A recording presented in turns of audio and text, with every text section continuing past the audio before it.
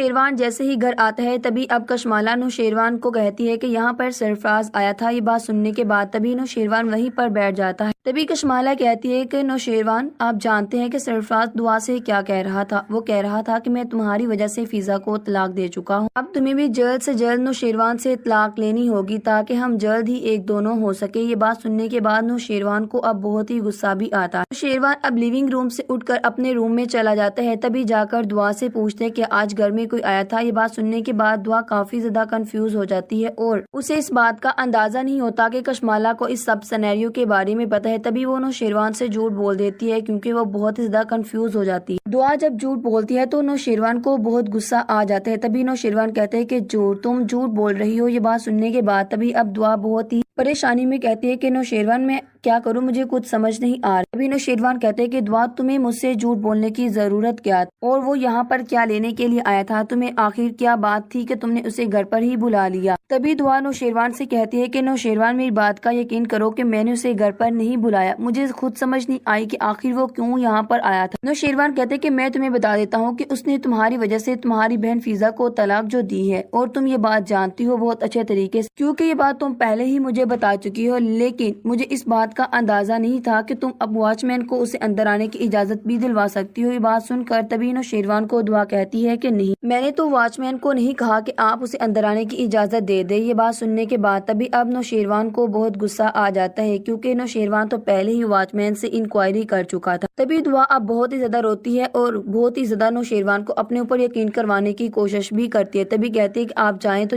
Watch مین سے دوبارہ inquiry کرے، میری بات کا یقین کرے کہ میں نے سرفراز کو اندر آنے کی اجازت نہیں دی تھی۔ یہ بات سننے کے بعد تبھی نوشیروان بہت ہی غصے میں آ کر کہتے ہیں کہ جھوٹ تم جھوٹ بول رہی۔ تبھی اب نوشیروان ملازمہ کو کہتے ہیں کہ جاؤ اور جا کر تم واچ مین کو بلا کر لاؤ۔ یہ بات سننے کے بعد اب جیسے ہی ملازمہ واچ مین کو بلا کر لیتی ہے تو پاس کھڑی کشمالہ تو بہت ہی خوش ہو رہی ہوتی ہے کہ آخر کار جیسا میں نے سوچا تھا ویسا ہی ہو رہا ہے۔ تبھی اب واچ مین بھی صاف صاف انکار کر دیتے ہیں کیونکہ وہ تو کشمالہ کے ہاتھوں بک گئے ہوتے ہیں۔ تبھی کہتے ہیں کہ دعا بی بھی ہمارے پاس گئی تھی اور انہوں نے کہا سرفراز کو اندر آنے کی اجازت دی جائے۔ یہ بات سننے کے بعد تبھی دعا کہتی ہے کہ نوشیروان یہ سب لوگ جھوٹ بول رہے ہیں، جانے کیوں سب لوگ میرے اگینسٹ ہو چکے۔ یہ بات سن کر تبھی اب نوشیروان بہت ہی دعا کو باتیں سناتا ہے۔ تبھی کہتے ہیں کہ دعا تمہاری اتنی اوقات نہیں تھی کہ میں تمہیں اپنے دل میں جگہ دیتا، میں نے تمہارے لیے کیا کچھ نہیں کیا اور تم مجھے آخر میں یہ صلہ دے رہی ہو، راہ چلتے انسان کے لیے تم میری محبت کی فوقیت اس پر دے رہی ہو۔ تبھی دعا کہتی ہے کہ نوشیروان ایسی کوئی بات نہیں ہے۔ تبھی نوشیروان کہتا ہے کہ جتنی میں نے تم سے محبت کی شاید تم نے میری نفرت ہی نہیں دیکھی، میں تم سے اتنی نفرت کرتا ہوں کہ تم سوچ بھی نہیں سکتی، پھر تم کیسے میرے ساتھ یہ سب کچھ کر سکتی ہو۔ تبھی دعا کہتی ہے کہ نوشیروان میں نے ایسا کچھ بھی نہیں کیا، لیکن دعا بہت ہی زیادہ مسکراتی ہے۔ اس بات کا تو اندازہ بھی نہیں نوشیروان اور دعا کشمالہ کی یہ ساری سازش ہے اور کشمالہ نے یہ سب کچھ کیا ہے۔ تبھی اب دعا بہت ہی زیادہ روتی ہے جبکہ نوشیروان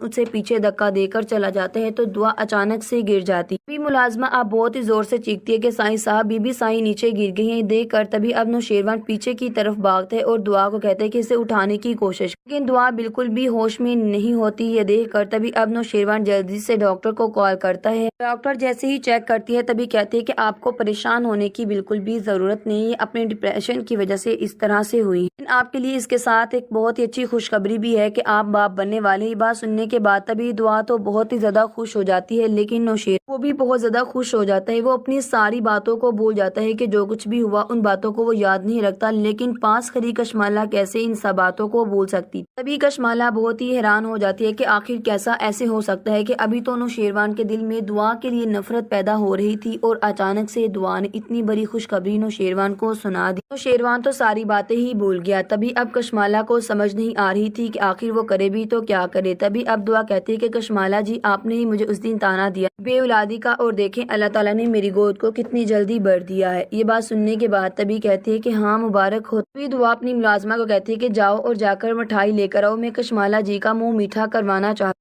ہوں اور تمہارے سائیں کا بھی۔ یہ بات سننے کے بعد تبھی اب کشمالہ کو بہت ہی غصہ بھی آتا ہے اور کشمالہ وہاں سے بہت ہی غصے سے چلی جاتی ہے۔ یہ دیکھ کر تبھی نوشیروان بہت ہی حیران ہوتے ہیں، نہ جانے نوشیروان کیسے بھول گیا کہ جب دعا کو میں یہاں پر لے کر آیا تھا تو کس طرح سے کشمالہ نے اٹیک کروایا تھا۔ تبھی اب کشمالہ جیسے ہی اپنے روم میں جاتی ہے تو اسے کچھ سمجھ نہیں آتی کہ آخر وہ کرے بھی تو کیا کرے، کیونکہ اسے سمجھ نہیں آ رہی کہ آخر دعا کا بچہ کیسے۔ وہ سوچ لیتی ہے کہ نہیں کشمالہ تمہیں اتنی جلدی ہار نہیں ماننی، کیا ہوا اگر دعا ماں بننے والی ہے تو اس بچے کو میں کبھی بھی اس دنیا میں نہیں آنے دوں گی۔ کہتی ہے کہ نوشیروان اور دعا کا بچہ کیسے، میں اس کی بڑی بیوی ہوں تو میرا ہی بچہ اس دنیا میں نوشیروان کی طرف سے پہلے آئے گا۔ کہتی ہے کہ نوشیروان کا رویہ تو ابھی میرے ساتھ ٹھیک ہونے لگا تھا اور اس نے پھر سے نوشیروان کو مجھ سے دور کر دیا۔ تبھی کہتی ہے کہ نہیں، دعا کا بچہ میں دنیا میں آنے سے پہلے ہی ختم کر دوں گی، مجھے کچھ ایسا کرنا ہوگا۔ تبھی وہ کہتی ہے کہ اب مجھے ایسا کچھ کرنا ہے کہ اس کا بچہ اس دنیا میں نہ رہے اور مجھ پر شک بھی نہ جائے، جس طرح سے پہلے میں نے کھیل کھیلا ہے مجھے اسی طرح سے کھیل کھیلنا ہوگا۔ کشمالہ اب دعا کا بچہ مارنے کے لیے بہت ہی مختلف حربے آزماتی ہے، یہاں تک کہ سیڑھیوں پر تیل گرا دیتی ہے تاکہ یہاں سے دعا گزرے اور دعا گر جائے اور دعا کا بچہ مر جائے۔ لیکن اب جیسے ہی دعا سیڑھیوں سے اترنے لگتی ہے تو دعا کی اچانک سے نظر سیڑھیوں پر پڑ جاتی ہے، کسی نے یہاں پر تیل گرایا ہوا ہے۔ یہ دیکھ کر تبھی وہ بہت حیران بھی ہوتی ہے، ملازمہ کو بلا کر کہتے ہیں کہ کیا یہ تیل آپ لوگوں سے گرا تھا؟ تبھی ملازمہ کہتی ہے کہ نہیں بی بی سائیں، ہم سے تو نہیں گرا۔ یہ بات دیکھ کر تبھی بہت ہی غصے میں آ کر کہتے ہیں کہ آپ لوگ گھر کی صفائی اچھے طریقے سے نہیں کر۔ اب دعا جیسے ہی اپنی ملازمہ پر بہت ہی زیادہ برک رہی ہوتی ہے تو اچانک سے نوشیروان بھی اس کی آواز سن کر باہر آ جاتا ہے۔ تبھی کہتے ہیں کہ کیا ہوا دعا، اتنا تم غصے میں کیوں ہو؟ تبھی دعا کہتی ہے کہ نہ جانے کس نے سیڑھیوں پر